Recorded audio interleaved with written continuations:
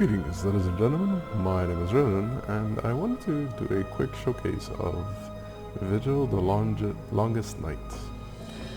This game is very interesting, I have to say. It's a sort of 2D Souls-like. Definitely nails the atmosphere, I'd say. Like, this is the friggin'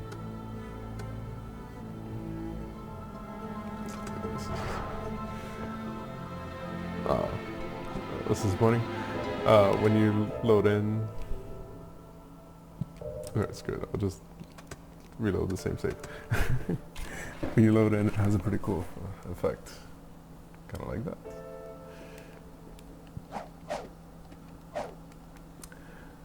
So this is also one of those demos from the Steam Game Festival, and it definitely caught my attention. I don't want to show too much of it because the atmosphere and the experience of playing through it, it's not necessarily heavy spoilers, which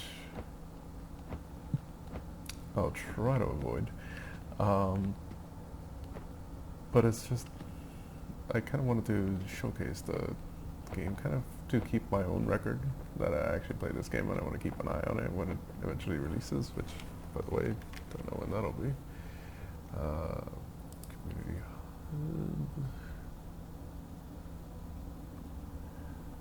coming 2020. Okay.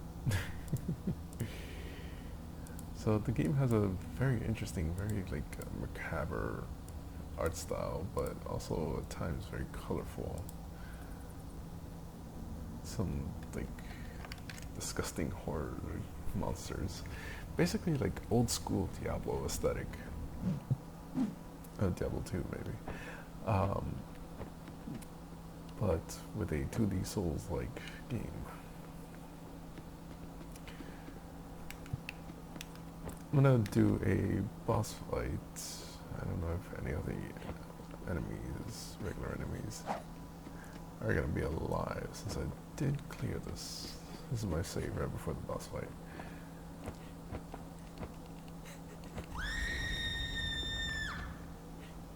This reminds me of Dragon Age.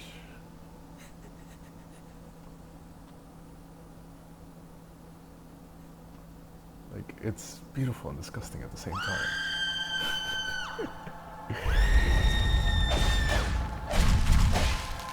Let's see if I can even remember how to play.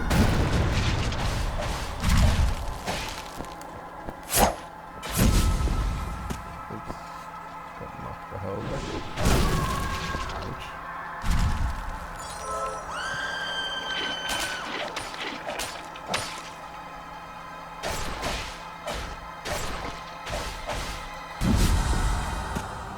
I don't know if there's a tell for that I'm just not seeing.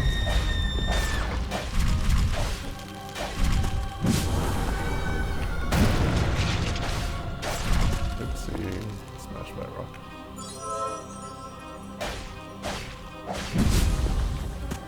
Yeah, there has to be a tell. I'm just not looking at that hand.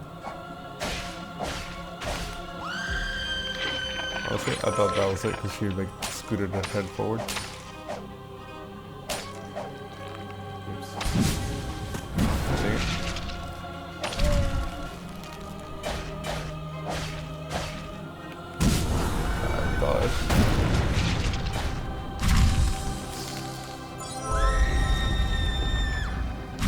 Oh, I dodged the wrong key? What the heck am I doing?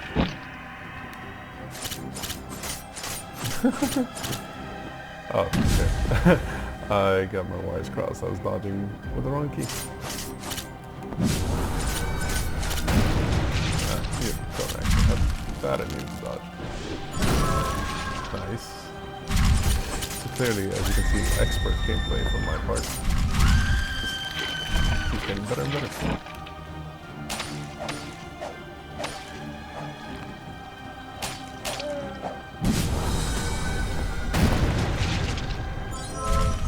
Died there. Probably should have died.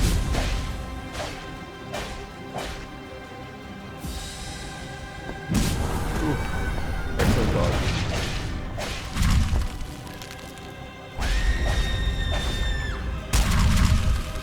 Okay. So apparently I suck. Just load the same one. I'm not sure where that auto. Actually, that autosave is probably exactly after this, but yeah, it's freaking beautiful. I have to say.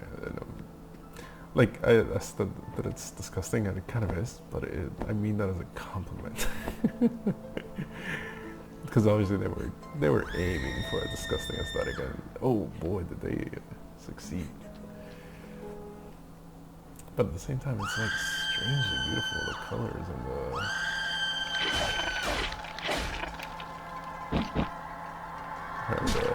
Hubbard is extremely good at killing those things. Yeah, that was the tell. I saw it coming.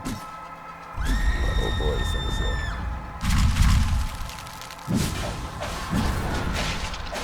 No idea how I didn't get hit by that, but okay.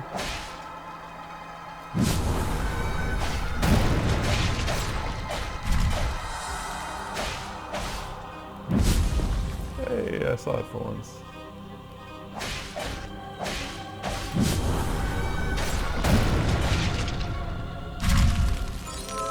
Again, no idea how that rock just went like straight through.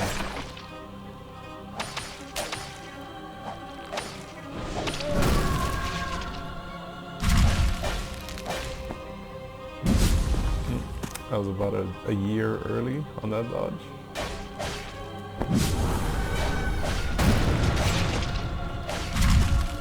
I tried to dodge that, but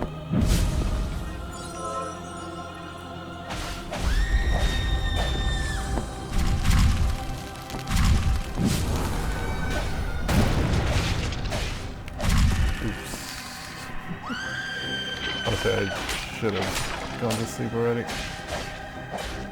So my brain's not exactly firing on all cylinders.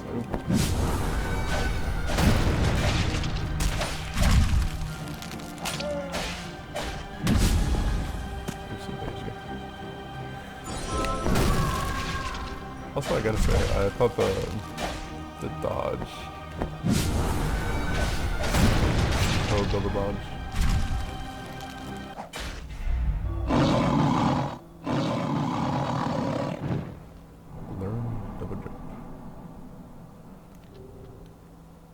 I will avoid talking to that NPC because it's a bit of a spoiler. But, yeah, pretty cool. Also, it has some Metroidvania elements because I definitely remember when I was playing, there were areas that are like just ever so slightly out of reach, and this is what you needed to reach them.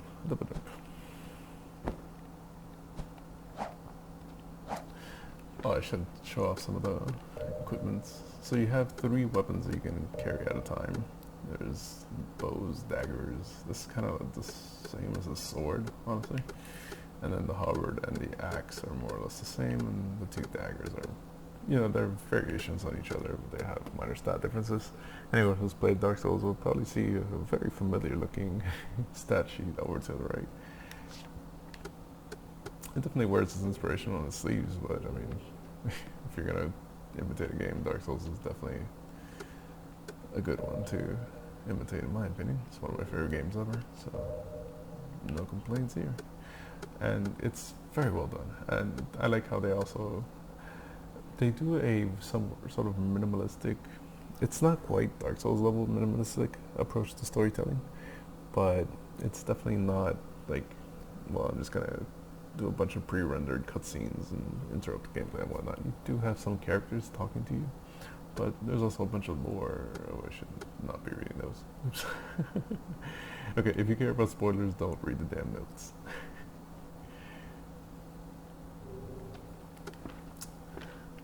Something else I wanted to show off was the skills. So I've invested heavily in the sword and nothing at all in anything else. Some of them are just like generic, oh, plus attack, but others are like, do an aerial combo. Let's get that one real quick. Oops. So you might have noticed, when I jumped before, I could only do 1 attack. Now I can do 2.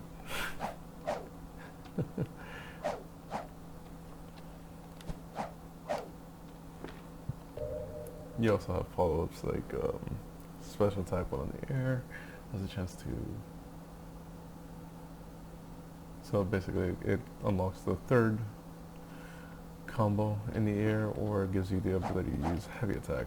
Which the heavy attack apparently you have to basically unlock through skills, which is kind of weird, but I mean, okay. And like over here, the first thing that I got was a block, which you can turn into a counterattack, which then allows you to stun the enemy and perform a finisher. This one is basically a parry. If you block in a specific window, they'll get stunned and you get a counterattack. And then you can parry projectiles with your auto attacks. So it's pretty cool. You can like customize which weapon you want to use, how you want to use it. Honestly, I haven't looked too far into the other trees because the swords, like as soon as you told me you can parry and do stuff with that, that's what I wanted to try. But it's pretty cool. I definitely dig the system. Something I was curious about is like what the general thing is. It's just max HP, potion recovery, reduces the duration. Naughty. I guess some potions have a negative effect. Honestly, it's new to me.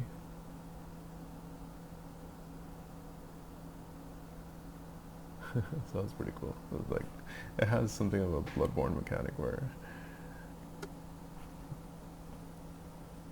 you can deal back damage. I don't know if it would heal you actually. I might be talking out of my ass. Damage taken on attack will be reflected. This is physical damage taken. So you can have some, like a mixture of generic buffs, like plus HP, plus potion, recovery, but then you also have some interesting things like reflects or parries or whatnot. I didn't show off the, honestly I forgot about this, but you also have bombs and shit. Wait, let me shoot the ghost. That's not what I need to do. So you have throwables and have a bit of a magic system. This thing was actually pretty cool. You kind of just talk to a random NPC, and if you just feel like continuing to talk to him, he'll eventually like give you a freaking demon hand and tell you to go find him somewhere in the world. And he just leaves his house. It's pretty cool.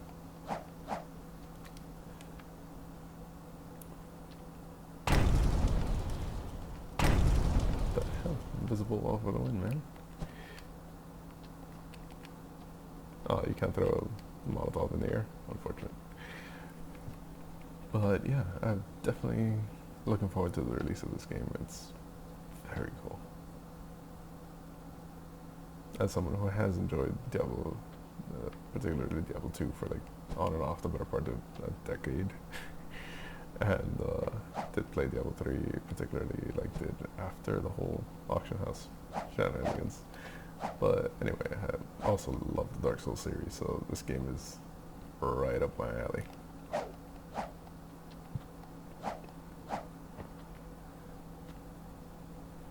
Anyway, I hope you enjoyed this brief look and shameless endorsement of Vigil, and I hope you have a good evening and stay safe during this lovely quarantine of ours. Take care.